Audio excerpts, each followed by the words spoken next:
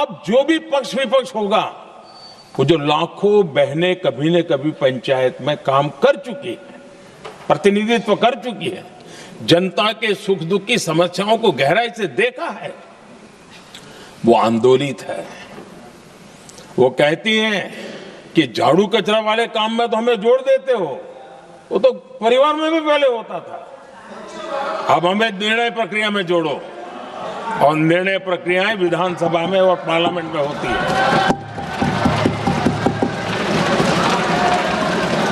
और इसलिए मैं राजनीतिक जीवन में जो लोग प्रगति चाहते, मैं किसी भी सांसद की बात करता हूं, किसी भी एमएलए की बात करता हूं, ये दल वो दल की बात मैं नहीं कर रहा हूं। जो भी राजनीतिक जीवन में सफलतापूर्वक आगे बढ़ना चाहते हैं, उनको ये मान के चलना पड़ेगा कि पिछले 25-30 साल में लाखों बहनें ग्रास रूट लेवल पर लीडर बन चुकी हैं। अब उनके अंदर सिर्फ यहां 33% का नहीं, वहां भी वो आपके फैसलों को प्रभावित करने वाली है। और इसलिए जो आज विरोध करेंगे, उसको लंबे समय तक कीमत चुकानी पड़ेगी, लंबे समय तक कीमत चुकानी पड़ेगी। और इसलिए राजनीतिक समझदारी भी इसी में है कि हम ग्रास रूट लेवल पर महिलाओं की जो पॉलिटिकल लीडरशिप खड़ी हुई है, उसको आपने अब कंसीडर करना पड़ेगा। यहां मैंने सुना हमारे मुलायम सिंह जी थे, तब से एक विषय चला रहे हैं, उनके परिवार वाले पे भी चला रहे हैं। आप देश की बहनों पर भरोसा करो ना, उनकी समझदारी पर भरोसा करो। एक बार 33% बहनों को यहां आने दो, आकर के उनको निर्णय करने दो, किसको देना है, किसको नहीं देना है, इस वर्ग को देना, उस वर्ग को देना, करेंगे वो निर्णय। हम उनके सामर्थ्य पर आशंका क्यों करते भाई? एक बार आने तो दो, उनको आने तो दो। जब आएंगे तो 34 पे,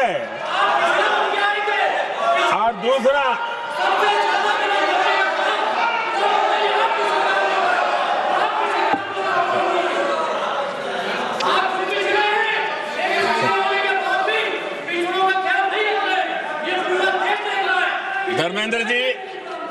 धर्मेंद्र जी, मैं आपका बहुत आभारी हूं कि आपने मेरी पहचान करा दी। ये बात सही है, मैं अति पिछड़े समाज से आता हूं।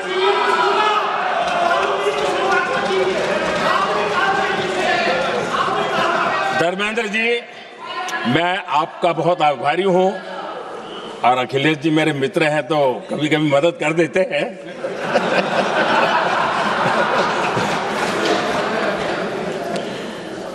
ये बात सही है कि मैं अति पिछड़े समाज से आता हूं, लेकिन मेरा दायित्व समाज के सबको साथ लेके चलने का है, और यही मेरे संविधान ने मुझे यही रास्ता दिखाया है।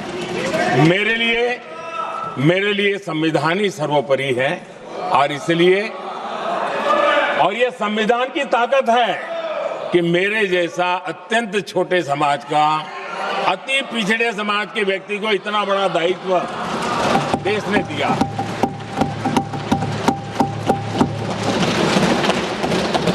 और इसलिए मैं तो देशवासियों का ऋणी हूं, और मैं तो संविधान निर्माताओं का ऋणी हूं कि जिसके कारण आज मैं यहां हूं। लेकिन आदरणीय अध्यक्ष जी, पिछड़ी जाति का स्वीकार कर रहे हैं, लेकिन हम पिछड़ी जातियों के साथ अन्याय न करें, इतना निवेदन है। आदरणीय अध्यक्ष जी, आज जीवन के हर क्षेत्र में हम देखें कि नारी शक्ति देश के गौरव को बढ़ाने वाले, परचम लहराने में कहीं पीछे नहीं है जी। हम गर्व कर सकें इस प्रकार से जीवन के अलग अलग क्षेत्रों में आज हमारी माताएं बहनें बहुत बड़ा योगदान। हमारी बेटियां तो कमाल कर रही है जीवन के हर क्षेत्र में।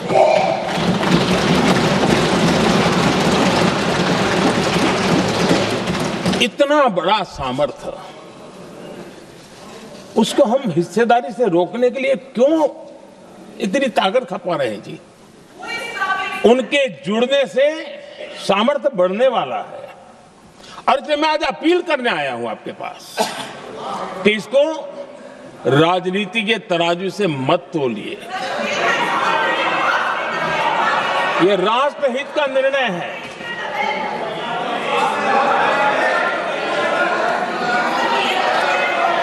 आदरणीय अध्यक्ष जी,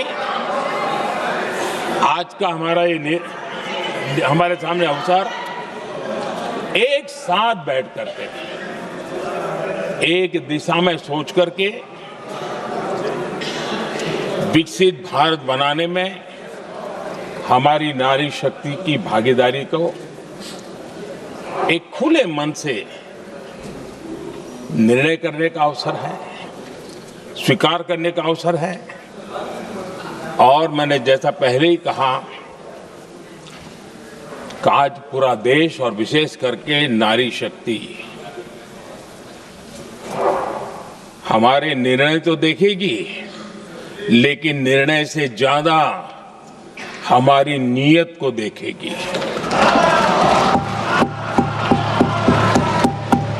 और इसलिए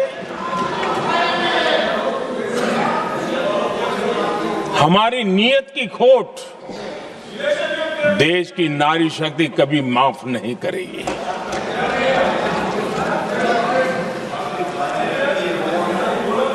आदरणीय अध्यक्ष जी,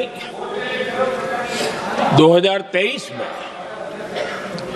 इस नए सदन में हमने सर्वसम्मति से एक प्रकार से इस अधिनियम को स्वीकार किया था। पूरे देश में खुशी का वातावरण बना, उस पर कोई राजनीतिक रंग नहीं लगे और इसलिए वो कभी राजनीतिक इश्यू भी नहीं बना। तो एक अच्छी स्थिति है। अब सवाल ये है कि हमें कितने समय तक इसको रोकना है। अब यहां जो लोग जनसंख्या वगैरह के विषय उठाते हैं, क्या आपको मालूम नहीं है? मैं चाहूंगा कि अमित भाई अपने भाषण में इन सारी चीजों का उल्लेख करेंगे, जब कि हमने जनगणना के संबंध में कब कब क्या क्या किया था, बाद में कोविड आया, उसके कारण क्या मुसीबत आई, कैसे रुकावटें आई, ये सारी बातें हम सबके सामने हैं, इसमें कोई विषय नहीं है। लेकिन पिछले दिनों जब हम 23 में चर्चा कर रहे थे, तब भी व्यापक रूप से बात ये थी कि इसको जल्दी करो। हर कोई कह रहा था जल्दी करो। अब 24 में संभव नहीं था क्योंकि इतने कम समय में करना मुश्किल था। अब 29 में हमारे पास अवसर है। अगर हम 29 में भी नहीं करते तो ये स्थिति क्या बनेगी हम कल्पना कर सकते हैं। फिर हम देश की माताओं बहनों को ये विश्वास नहीं बना पाएंगे कि हम सचमुच में प्रयास सच्चे अर्थ कर सकते थे। और इसलिए समय की मांग है कि अब हम ज्यादा विलंब न करें। इस दरमियान राजनीतिक दल के लोगों से, संविधान के जानकार लोगों से, जो महिलाओं में एक्टिविस्ट के नाते काम करने वाले ऐसे लोगों से भी कई चर्चाएं हुई। कुछ लोगों ने खुद होकर के भी सुझाव दिए। सारा मंथन करते करते करते, और यहाँ भी सभी दलों से लगातार बातें इनकी होती रही है। स्ट्रक्चर वे में हुई है, इनफॉर्मल भी हुई है, और उसमें से आखिर बना हुई एक कुछ रास्ता निकालना होगा ताकि हम हमारी माताओं बहनों की शक्ति को जोड़ सकते हैं। आदरणीय अध्यक्ष जी, मैं एक बात जरूर कहना चाहूंगा। यहां बैठकर के हमें किसी को संविधान ने देश को टुकड़ों में सोचने का अधिकार ही नहीं दिया है। जो शपथ लेके हम बैठे हैं ना, हम सबको एक राष्ट्र के रूप में विचार करना हमारा दायित्व बनता है। चाहे कश्मीर हो या कन्याकुमारी, हम टुकड़ों में न सोच सकते हैं न टुकड़ों में हम निर्णय कर सकते हैं। और इसलिए निराधार रूप में, जिसमें कोई सच्चाई नहीं, रत्ती भर सच्चाई नहीं है, सिर्फ राजनीतिक लाभ लेने के लिए जो बवंडर खड़ा किया जा रहा है, मैं आज बड़ी जिम्मेवारी के साथ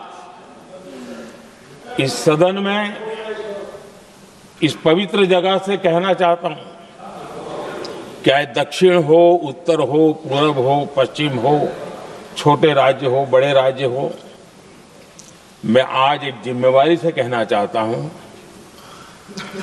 कि निर्णय प्रक्रिया किसी के साथ भी भेदभाव नहीं करेगी। ये निर्णय प्रक्रिया किसी के साथ अन्याय नहीं करेगी।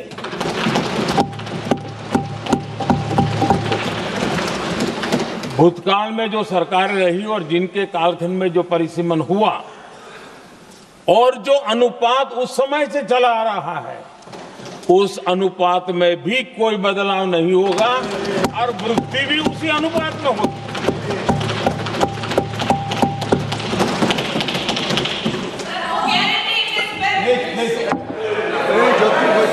अगर गारंटी शब्द चाहिए तो मैं गारंटी शब्द उपयोग करता हूं।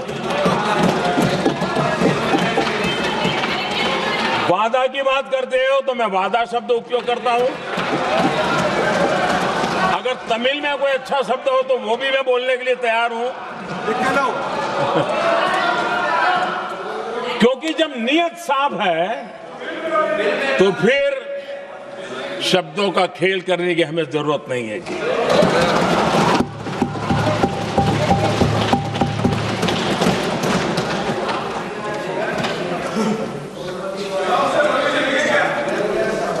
आदरणीय अध्यक्ष जी, मैं आज सदन के सभी साथियों को ये भी कहना चाहता हूं कि साथियों, हम भ्रम में न रहे।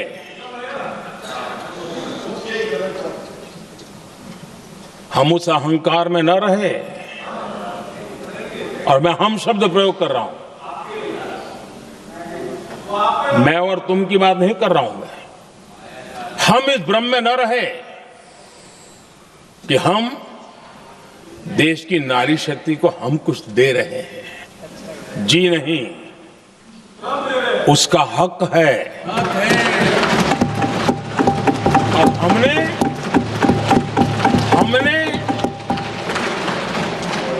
कई दशकों से उसको रोका हुआ है।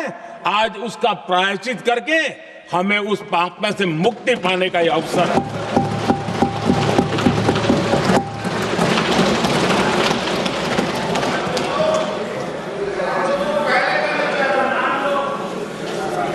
हम सब जानते हैं हर एक ने कैसे चालाकी की है, हर बार चतुराई की। बिल्कुल, हम तो इसके पक्ष में ही हैं, लेकिन हम इसके साथ ही हैं। लेकिन हर बार कोई न कोई टेक्निकल पूंछ लगा दी इसको और इसको रोका गया। हर बार ऐसी चीजें लाई गई है।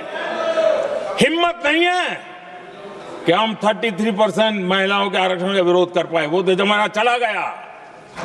आपको करना नहीं है, लेकिन कहने की हिम्मत भी नहीं है। और इसलिए टेक्निकल बहानेबाजी, ये करो तो ये, वो करो तो वो, डिगरा करो। अब देश की नारी को नहीं समझा पाओगे। सदन में नंबर का खेल क्या होता है वो तो समय तय करेगा। लेकिन ये पक्का है कि अब इन भांति भांति के बहानेबाजी, भांति भांति टेक्निकल मुद्दों के आधार पर चीजों को उलझा करके 3 दशक तक इसको अड़ंगे डाले, हमने फंसा के रखा। आपने जो अचीव करना था कर लिया, अब छोड़ दो ना भाई। 3 दशक कम पड़ते हैं क्या रोकने में? 3 दशक तक आपने रोका, फिर भी कुछ कर नहीं पाए, तो अब तो करो।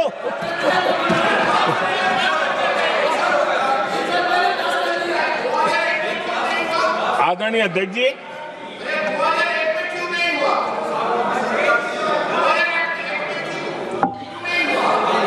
यहां कुछ लोगों को लगता है, आदरणीय अध्यक्ष, यहां कुछ लोगों को लगता है इसमें कहीं न कहीं मोदी का राजनीतिक स्वार्थ है।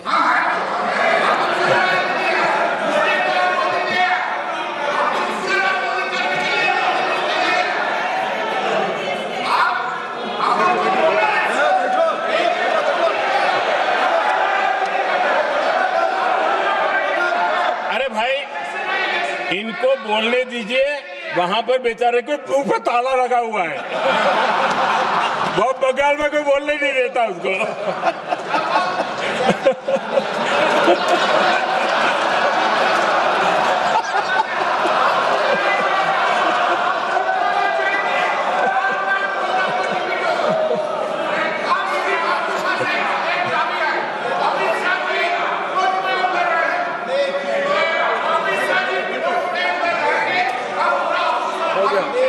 आदरणीय अध्यक्ष जी,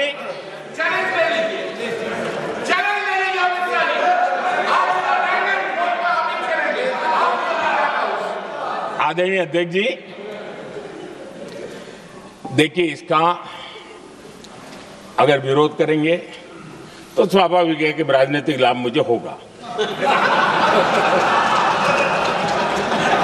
लेकिन साथ चलेंगे तो किसी को भी नहीं होगा, ये लिख के रखो, किसी को नहीं रहेगा, क्योंकि एक फिर अलग पहलू हो जाता है, फिर किसी को फायदा नहीं होता। और इसलिए हमें क्रेडिट नहीं चाहिए। जैसे ये पारित हो जाए, मैं कल एडवर्टाइजमेंट दे करके सबका धन्यवाद करने के लिए तैयार हूं, सबकी फोटो छपवाने के लिए तैयार हूं। क्रेडिट आप ले लो, चलो। क्रेडिट की चिंता है क्या है जी, ले लो ना क्रेडिट। आपको जिसकी फोटो छपवानी है सरकारी खर्चे से हम करवा देंगे।